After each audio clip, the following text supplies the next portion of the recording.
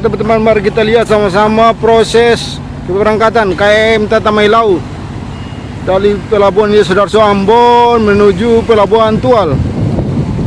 Kurang lebih pukul 16 kacamata waktu Indonesia Timur. Oke teman-teman, terima kasih. Jangan lupa bantu tekan tombol like, share, dan juga subscribe. Wassalamualaikum warahmatullahi wabarakatuh. Selamat sore. Sampai baku dapa. Amato.